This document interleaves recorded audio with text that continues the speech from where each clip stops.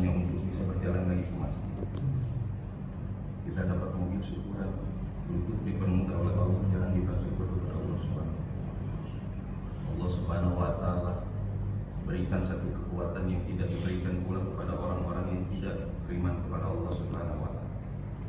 Maka hadirin, penting menjadi sebuah keyakinan bahwa Allah Subhanahu wa Ta'ala ini ada tanpa ada yang mengada. Allah Subhanahu wa Ta'ala menciptakan segala sesuatunya ada dan segala sesuatunya akan tiadakan oleh Allah Subhanahu wa Ta'ala. 100 tahun yang lalu kita nggak ada.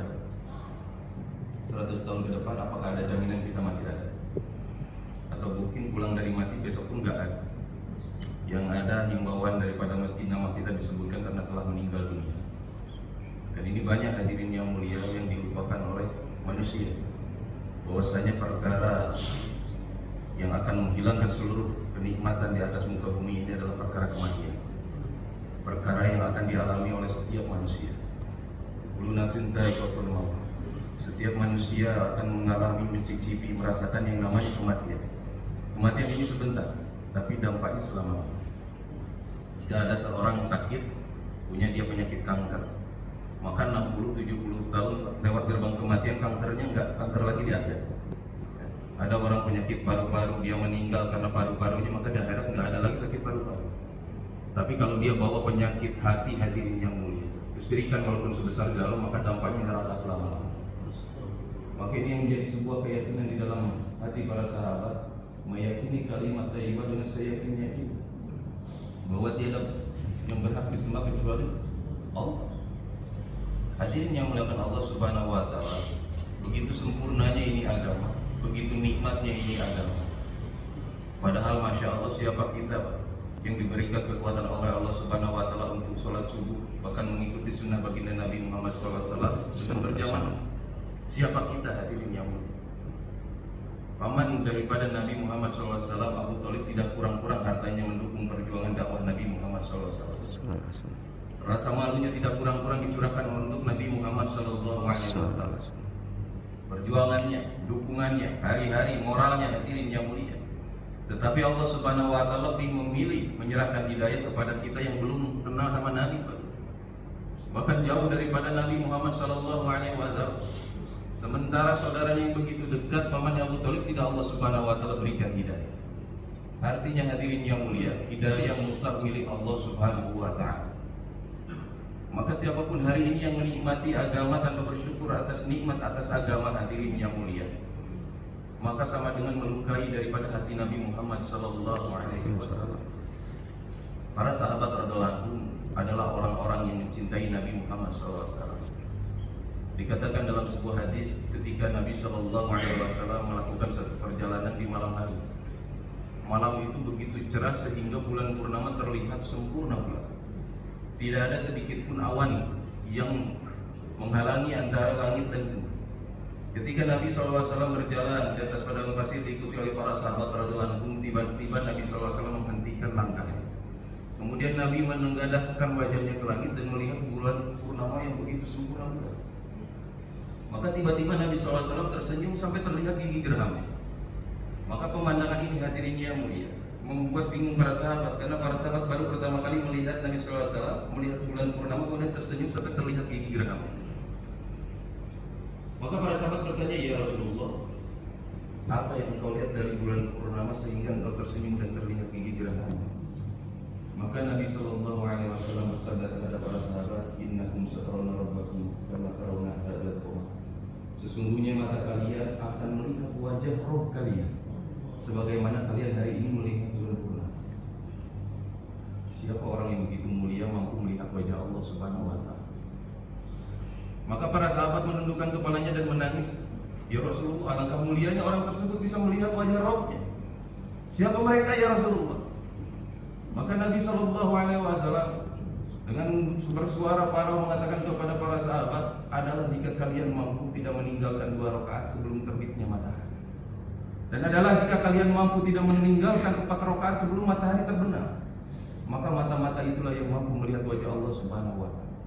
Maka para ulama mengatakan bahwa orang-orang tersebut adalah yang tidak pernah meninggalkan sholat subuh dan sholat asar. Bahkan dikatakan tidak meninggalkan sholat subuh dan asar berjamaah. Sehingga ada hadis, man sholat bardain dakhala jannah. Barang siapa melakukan dua sholat di waktu dingin, maka jaminannya surga. Hadirin yang muliakan Allah Subhanahu wa taala. Ini kenikmatan yang begitu benar-benar nikmat, hadirin yang mulia.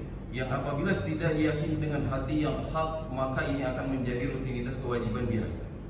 Tetapi manakala seseorang menjadikan ini adalah satu wasilah, amal yang menjadikan dirinya dekat dengan Allah Subhanahu wa taala, meyakini dengan amal bahwa dirinya layak ditolong oleh Allah Subhanahu wa taala, jangankan sampai salamnya, hadirin yang mulia. Sahabat Abu Bakar As-Siddiq baru takbirnya enggak kuat melanjutkan. Karena paham apa yang diucapkannya ketika takbiratul ihram. Kalimat Allahu Akbar adalah membesarkan Allah Subhanahu wa taala dan mengecilkan seluruh makhluk, bahkan mentiadakan makhluk. Meyakini, hadirin yang mulia, yang tidak nampak dan menzohirkan, menafikan apa yang dilihat.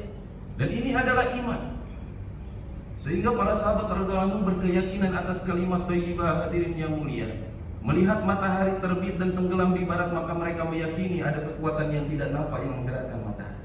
Matahari tidak terbit dari timur dan tenggelam di barat, melainkan ada kekuatan yang tidak nampak yang membuat matahari terbit dan tenggelam. Inilah kekuatan iman para sahabat. Para sahabat begitu meyakini bagaimana bunga-bunga yang harum ini bukan karena bunga harum, tapi karena ada kekuatan yang membuat bunga tersebut menjadi harum. Hari ini pun kita banyak melupakan bahwasanya di balik segala sesuatu manfaat ada Allah Subhanahu wa taala. Sehingga hari ini banyak orang sakit langsung cari obat, bukan sholat hajat, hadirin yang mulia. Ini penurunan iman, dan kita masih anggap biasa-biasa saja. Maka kita bisa saksikan di antara 100 orang yang meninggal, berapa orang yang bisa mengucapkan kalimat syahadat, hadirin yang mulia. Dan mungkin di antara kita pun akan sulit manakala tidak biasa membicarakan kebesaran dan keagungan Allah Subhanahu wa taala. Sementara sahabat, hadirin yang mulia, memperjuangkan ini kalimat dengan memperjuangkan daripada nyawa. Bagaimana kita sering dengar kisah Sayyidatina Sumayyah radhiyallahu anha yang hari-hari ditarik oleh orang kafir Quraisy, hadirin yang mulia, dibentangkan di atas pasir hanya untuk mencabut daripada iman mereka. Mereka mengatakan dengan memukul berulang-ulang kali itu nenek umur 86 tahun dan dikatakan, Sumayyah, maukah engkau tinggalkan agama Muhammad? Demi Allah, justru aku ingin mati dengan membawa kalimat tersebut ke hadapan Allah Subhanahu wa taala. Ditarik lagi, dipukul lagi, diberdirikan lagi, jatuh lagi berulang-ulang kali, hadirin yang mulia. Perlakuan yang tidak pantas atas seorang nenek-nenek di atas 80 tahun, hanya untuk mempertahankan kalimat tersebut agar bersemayam di dalam hati mereka. Begitu juga dengan keluarga Yasir. Sehingga Nabi Muhammad SAW ketika melihat mereka disiksa, Nabi SAW senantiasa memperlihatkan terhadap mereka dan memperingatkan atas kesabaran. Hadirin yang muliakan Allah Subhanahu wa taala. Ini keyakinan enggak mudah. Apa yang masuk terhadap mata kita, yang dilihat, yang terdengar oleh telinga kita, yang dirasakan, hadirin yang mulia, semuanya akan masuk ke dalam hati. Sebagaimana kecap kalau diisi air dituangkan, isinya air. Kecap diisi kecap atas botol dituangkan, ya kecap itu. Begitu juga sakaratul maut kita, hadirin. Apabila hati ini dipenuhi hanya dengan kebesaran dunia, apa yang keluar dari hati kita? Maka bapak-bapak, tuan-tuan yang muliakan Allah Subhanahu wa taala, syukur kita kepada Allah. Bapak-bapak telah diberikan kemudahan oleh Allah Subhanahu wa taala menunaikan perintah Allah, yang mana ini perintah sangat mahal. Bagaimana tidak mahal, hadirin yang mulia? Hari ini sholat pun sudah dianggap biasa-biasa saja. Di tahun 1960 terjadi fitnah yang sangat besar ketika suatu negara mengumumkan bisa mengirimkan manusia ke bulan. Gejolak terjadi, apalagi di antara ulama ada orang yang mengaku-ngaku ke bulan. Maka beberapa orang mendatangi Syekh Maulana Yusuf Al-Kandahlawi. Ya Syekh, bagaimana pandangan engkau tentang orang manusia yang mengaku ke bulan? Sementara 500 juta pasang mata menyaksikan hal tersebut dan menghebat-hebatkan hal tersebut. Orang yang hatinya senantiasa berzikir kepada Allah, hatinya dipenuhi dengan la ilaha illallah, maka tidak terkesan sama sekali. Maka Syekh Yusuf Al-Kandahlawi mengatakan, apa hebatnya, katanya. Masya Allah, apa hebat? Sementara 500 juta pasang mata menyaksikan dan berkata hebat, sementara Syekh Yusuf mengatakan apa hebat? Mereka pergi dari satu makhluk ke makhluk yang lainnya. Kalaupun ia mereka berangkat ke bulan, gitu. Apa hebatnya seseorang yang lari dari satu makhluk ke makhluk yang lainnya? Tidak lebih hebat daripada seekor burung yang lari dari satu tangkai ke tangkai yang lain. Maka jawaban tersebut membuat kesan para ulama yang mendatangi Syekh Yusuf dan mengatakan, lalu apa yang harus hebat?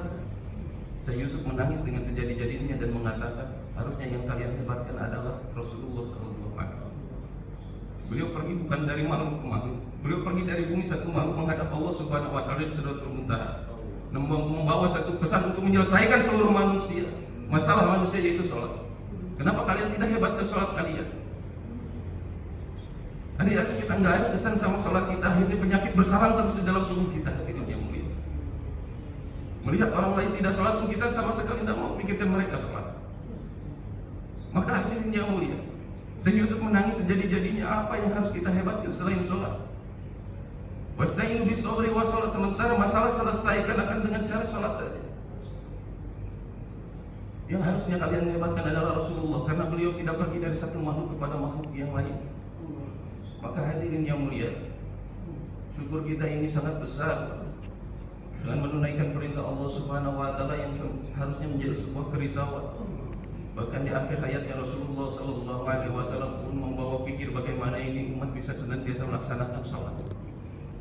Hadirin yang muliakan Allah Subhanahu wa taala, ketika Nabi Muhammad sallallahu alaihi wasallam di akhir hayatnya beliau tidak sempat memikirkan orang lain, bahkan tidak sempat memikirkan saudaranya sendiri melainkan orang lain.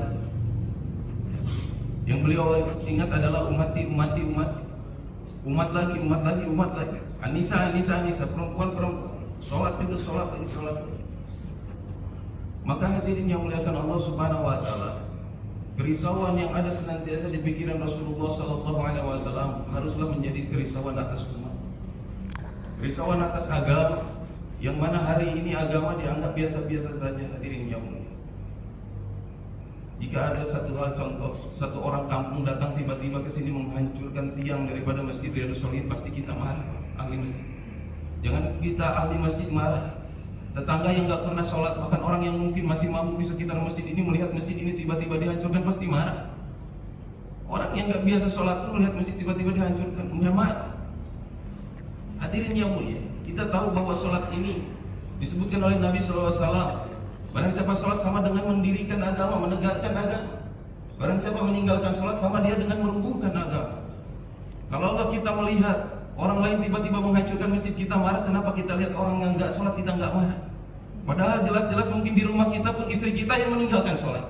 Padahal mungkin jelas-jelas di rumah adalah anak kita yang meninggalkan sholat. Sama saja mereka sedang sedikit-sedikit merobohkan agama dan kita masih biasa saja. Maka kewajiban orang Islam adalah marah terhadap dirinya sendiri. Kenapa tidak ada kekuatan untuk mengingatkan mereka untuk sholat? Maka hadirin yang muliakan Allah Subhanahu wa taala, Nabi SAW adalah selalu risau terhadap ini umat. Bagaimana setiap manusia yang lahir menjelang hari kiamat mampu mengucapkan kalimat thayyibah di sakaratul maut. Karena ini jaminan. Sehingga kesempurnaan agama para sahabat, bagaimana mereka ini mempunyai sifat-sifat mulia. Selain daripada sifat kalimat yakin terhadap kalimat thayyibah, mereka yakin terhadap salat khusyuk wal khudu'.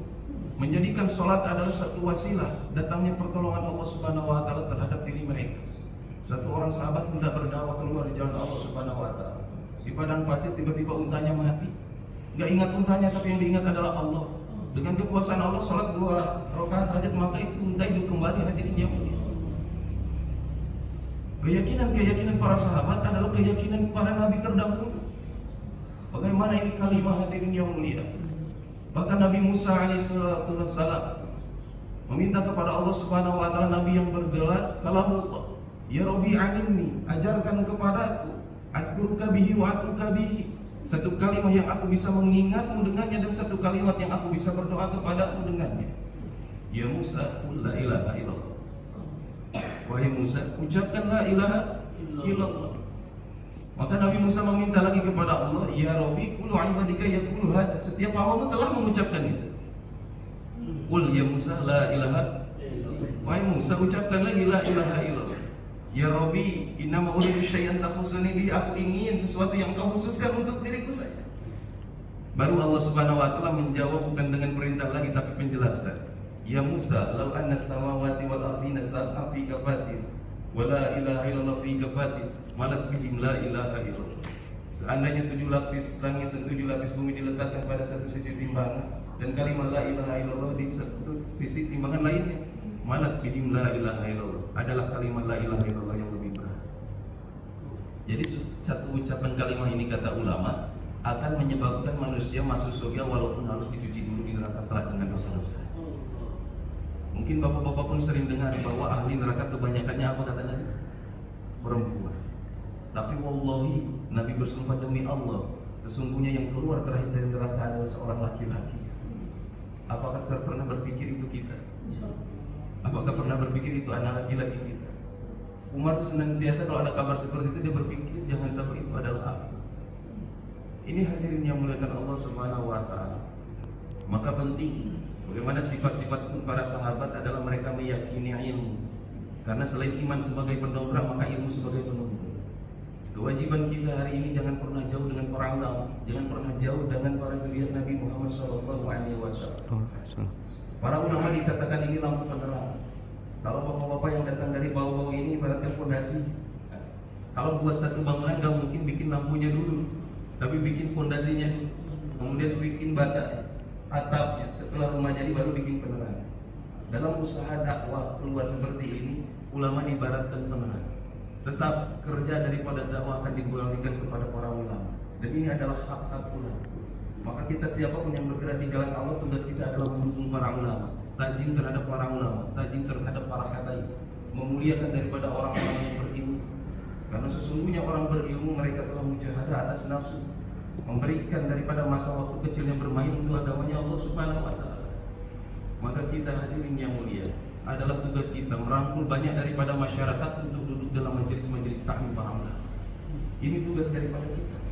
Dekat dengan para ulama, dekat dengan para ahli zikir, dekat dengan para alim, para mubalik, untuk bagaimana mengajak masyarakat sebanyak-banyaknya kembali kepada masjid, duduk dalam majelis taklim-taklim mereka. Seperti ini juga bapak-bapak yang datang dari bawah, ajak masyarakat dengan penuh kelembutan untuk duduk dalam setiap program Riyadhus Shalihin. Dukung kerja daripada DKM, program-program ini tugas daripada jamaah-jamaah yang bergerak hadirin yang mulia. Yang hari ini banyak disalah sangkakan oleh umat. Untuk apa itu orang-orang itu keluar? Tugas kami adalah mengajak seperti itu, dekat kepada para ulama. Bukan kami menjadi ulama, tapi kami mewajibkan diri kami mengajak masyarakat untuk dekat dengan ulama. Hadirin yang muliakan Allah Subhanahu wa taala. Begitu juga ilmu tidak disandingkan dengan zikir, maka ilmu tersebut akan mati. Kapan datangnya pintu ilmu? Ketika seseorang merasa tidak tahu apa-apa. Kapan tertutupnya pintu ilmu? Ketika seseorang sudah tahu atas apa. Maka penting menyandingkan ilmu ini dengan menghadirkan hati yang hidup dengan zikir. Masalul ladzi yadhkuru rabbahu wal ladzi la yadhkuru rabbahu masalul hayy wal mayt. Perumpamaan orang yang berzikir dengan orang yang tidak berzikir ini seperti orang yang hidup dengan yang mati. Bapak-bapak bisa saksikan ada orang mati nggak dikuburkan 3 hari sampai seminggu, apa yang terjadi hadirin yang mulia? Sebelum bau maka wujudnya akan berubah. Dan itu akan kita alami hadirin yang mulia. Setelah wajahnya berubah, ketika tidak dikuburkan 2 minggu, maka bau mulai tidak sedap. Belatung keluar dari mata, belatung keluar dari telinga, hancur hatinya. Maka sama, orang yang tidak zikir, tidak punya agama pun akan seperti orang yang mati. Dia akan menjadi menakutkan untuk keluarganya, dia akan menjadi bau untuk tetangganya, keadaan-keadaan akan buruk. Maka hadirin yang mulia, untuk menghidupkan ini hanyalah dengan zikir. Bagaimana hati kita ini dihidupkan dengan zikir? Ta'aluk hati kita kepada Allah Subhanahu wa ta'ala. Kemudian hadirin yang mulia, para sahabat meyakini bahwa satu sifat yang bagaimana bisa mendekatkan dirinya kepada Allah dengan menunaikan hak saudara muslim. Ikramul muslim, memuliakan saudara muslim. Nabi SAW merasakan hal ini hadirin yang mulia, sehingga mengatakan laisa min ummati man lam yuwajjil kabirana wa yarham saghirana wa ya'rif alima. Bukan termasuk umatku yang tidak memuliakan orang tua yang berbuat. Kalau orang tua yang lain saja tidak memuliakan, apalagi orang tua kita sendiri yang pernah kita cabik-cabik hatinya dengan perkataan kita hadirin yang mulia. Dan kita tidak pernah tobat atas hal tersebut, jangan pernah kita mengharap dari Allah Subhanahu wa taala. Dan siapapun orang tidak diakui oleh Nabi ketika dia tidak menyayangi anak-anak. Dan siapapun orang tidak akan dianggap umat Nabi kata Nabi ketika mereka tidak memuliakan para ulama. Maka penting hadirin yang muliakan Allah Subhanahu wa taala. Syukur kita kepada Allah bagaimana lisan ini kita bisa memuliakan orang tua kita hadirin yang mulia. Orang tua yang masih kita bisa pandang. Bapak-bapak yang masih mempunyai kedua orang tua, banyak-banyak syukur hadirin yang mulia. 2010 Allah Subhanahu wa taala berikan ujian yang dahsyat terhadap diri saya, sehingga 9 keluarga saya Allah angkat nyawanya. Kecelakaan. Dan sempat memperlihatkan sholat saya kepada ibu saya, dan pernah memperlihatkan kesempatan baca Al-Quran terhadap orang tua saya hadirin yang mulia. Tapi hari ini Setiap amalan yang kami buat hadirin yang mulia senantiasa diberikan, niatkan pahala untuk orang tua hadirin yang mulia. Hari ini siapa orang, bahkan anak-anak muda pun berdoa sudah enggak usul lagi, apalagi ingat mengirimkan Al-Fatihah untuk orang tua yang masih hidup. Baru sibuk ambil Quran setelah orang tua mati hadirin yang mulia. Padahal sementara kehidupannya hanya menyusahkan orang tua saja. Bagaimana orang tuanya 9 bulan 10 hari ibunya guling ke kiri, guling ke kanan, nggak bisa tidur hadirin yang mulia. Ketika melahirkan merenggangkan nyawa sampai urat-uratnya hampir putus. Begitu anak lagi disusui, disapi 2 tahun, ditimang-timang, dikasih makan, diajarkan kata-kata mama, papa. Sudah gede mencela ibunya sendiri hadirin yang mulia. Sudah besar mencela bapaknya sendiri dengan perkataannya. Maka hadirin yang mulia Allah Subhanahu wa taala, penting menghidupkan pertama memuliakan saudara muslim di dalam rumah tangga kita, memperbaiki antara hubungan istri dengan suami, memperbaiki hubungan ayah dengan anak, memperbaiki hubungan ibu dengan anak. Bagaimana orang-orang yang keluar di jalan Allah bukan tega hadirin yang mulia. Jika mana dikatakan tega, Nabi Ibrahim pun harus lebih tega karena meninggalkan anak istrinya 13 tahun. Para sahabat sehingga tidak kembali lagi kalau dikatakan tega. Kita ini belajar, orang-orang yang baru belajar atas agama, meninggalkan anak istri kita walaupun hanya sebentar, hanya ingin anak dan istri kita dididik oleh Allah Subhanahu wa taala. Kita belajar beriktikaf, menunaikan amal-amal agama untuk dibawa ke rumah-rumah kita hadirinnya. Bukan dengan kekerasan pulang ke rumah perintahkan anak dan istri sholat dengan perintah-perintah yang keras, tapi kita perlihatkan akhlak dan kelembutan. Bagaimana asbab hidayah kita ini hadirin yang mulia akan menjadi hidayah untuk umat seluruh alam. Dan ini dicontohkan oleh Rasulullah SAW. Bagaimana orang-orang kafir masuk Islam bukan karena tahajud bapak-bapak, bukan. Orang-orang kafir masuk Islam bukan karena ibadah bapak-bapak, tapi orang kafir ini menilai daripada akhlak orang Islam. Dan inilah akhlak Rasulullah SAW. Ketika Fathul Mekah hadirin yang mulia, salah seorang sahabat memegang panji dan mengatakan ini adalah hari mencincang-cincang daging, ini adalah hari membalas dendam, ini adalah hari menuntut balas. Tapi apa yang dikatakan Rasulullah, ini bukan hari seperti ini. Dikumpulkan semua daripada wanita, wahai wanita jangan takut. Hari ini tidak akan ada lagi wanita yang menjadi janda. Anak-anak dikumpulkan juga, anak-anak gak usah takut. Hari ini gak akan ada anak-anak yang menjadi yatim dengan kedatangan kami. Apa yang dikatakan oleh Rasulullah? Sesungguhnya aku memaafkan kalian semua. Padahal di dalam benak Nabi bagaimana Bilal disiksa, di dalam benak Nabi bagaimana Sumayyah disiksa hadirinnya, bagaimana para sahabat disiksa, tapi Nabi lupakan hal tersebut. Nabi maafkan seluruh penduduk Quraisy sehingga hari itu tercatat sejarah berbondong-bondongnya umat masuk Islam karena akhlaknya Rasulullah SAW. Karena perbedaan madhab, perbedaan gunung, kita berani mencela saudara kita sendiri hadirin yang mulia. Bahkan kita berani menilai daripada ibadah seseorang. Itu jamaah-jamaah ngapain sih ninggalin anak istri? Jamaah-jamaah belajar, Pak. Mau mondok udah umur segini, mondok kemana nggak ada yang nerima, Pak. Di Sukabumi kepala saya diinjak-injak itikaf di masjid. Pandangan seperti itu rusaknya umat Islam hadirin yang mulia. Kalau mau tidur jangan di masjid, katanya kami bukan tidur, kami itikaf. Malam kami sholat dan kami niatkan juga untuk penduduk sekitar. Dia tidak sadar orang yang minyak kepala, kami kirimkan doa setiap malam hadirin yang mulia. Sampai seperti itunya pandangan umat Islam rusaknya terhadap saudara muslim. Kapan hal ini akan berubah hadirin yang mulia? Ketika kita mampu melihat kekurangan dan kecerobohan diri kita sendiri. Ini hadirin yang mulia Allah Subhanahu wa taala, maka pentingnya hadir daripada sifat sahabat kasih dunia. Meluruskan dan membetulkan niat karena Allah Subhanahu wa taala. Siapapun yang tidak ikhlas atas ibadahnya hadirin yang mulia, maka dia tidak akan mendapatkan ridho Allah Subhanahu wa taala. Sehingga pesan singkat terhadap Mu'adz bin Jabal ketika akan diutus ke Yaman, ya Rasulullah berikan kami nasihat. Nasihatnya sederhana saja. Wahai Mu'adz, jaga keikhlasan. Jaga keikhlasan. Keikhlasan. Amalan yang sedikit disertai dengan keikhlasan itu maka penting hari ini teman-teman pun sama yang diizinkan oleh Allah Subhanahu wa taala bersilaturahmi di sini senantiasa membetulkan niat karena Allah Subhanahu wa taala. Banyak mendoakan orang-orang tempatan, banyak berkunjung silaturahmi dengan bahasa-bahasa yang baik, memperlihatkan daripada akhlak-akhlak yang baik sehingga masyarakat tidak memandang kita dengan pandangan yang tidak baik. Adapun kecerobohan daripada jamaah adalah semuanya tetap belajar. Maka hadirin yang mulia, kesempurnaan keriduan ini akan datang manakala ada kerjasama yang baik antara Muhajirin dan Ansar. Dan ini janji Allah Subhanahu wa taala di dalam Al-Qur'an. Bagaimana kaum Muhajirin yang pertama masuk Islam dan Ansar, mereka akan dapat daripada pertolongan dari Allah Subhanahu wa taala yang katakan oleh ulama manakala mereka ada kerjasama antara muhajirin dan ansor sebagaimana muhajirin di antara para sahabat. Maka hadirin yang mulia, yang terakhir, bagaimana bayan ini akan sempurna manakala ada ajakan untuk memperjuangkan agama. Kalaulah bapak-bapak diberikan hari ini hadirin yang mulia kesempatan untuk memperjuangkan sesaat agama untuk sesaat saja, maka ini adalah nilai yang sangat besar. Bagaimana memperjuangkan agama yang baik adalah menyampaikan daripada apa yang kita dapat di setiap amal-amal agama. Baik bapak-bapak duduk di dalam bayan, baik bapak-bapak duduk dalam taklim ini yang disampaikan kepada masyarakat. Langkahnya kita dengan niat merubah diri kita bukan untuk merubah masyarakat. Kita ini siapa yang mampu merubah masyarakat? Tugas kita ini hanyalah menyampaikan perkara agama. Mungkin di antara teman-teman pun banyak yang lupa kalau zakat memang harus dikeluarkan setiap tahun ketika tiba nisab dan haul. Tapi sedikit orang yang paham bahwa daripada umur ini pun harus diberikan kepada Allah Subhanahu wa Ta'ala. Sehingga di padang mahsyar pertanyaannya bukan pertanyaan iman, tapi pertama kali ditanya tentang masalah waktu umur untuk apa dihabiskan. Maka hadirin yang mulia, hari ini kita niatkan teman-teman yang bersilaturahmi jauh-jauh datang dari Bau-Bau untuk bagaimana niat bahwa perjuangan ini bukan hanya untuk sesaat saja kembali ke Bau, tapi untuk dilanjutkan lebih jauh lagi di seluruh alam. Nah, mudah-mudahan Allah Subhanahu wa Ta'ala berikan karunia kepada diri kita agar kita diistiqomahkan dalam usaha perbaikan diri, usaha islah diri. Nah, begitu juga disampaikan kepada ahli-ahli masjid, semoga Allah Subhanahu wa Ta'ala senantiasa memberikan hidayah yang besar terhadap ahli masjid Riyadhus Shalihin. Apapun yang menjadi masalah bapak-bapak, mudah-mudahan hari ini Allah Subhanahu wa Ta'ala angkat seluruh daripada masalah.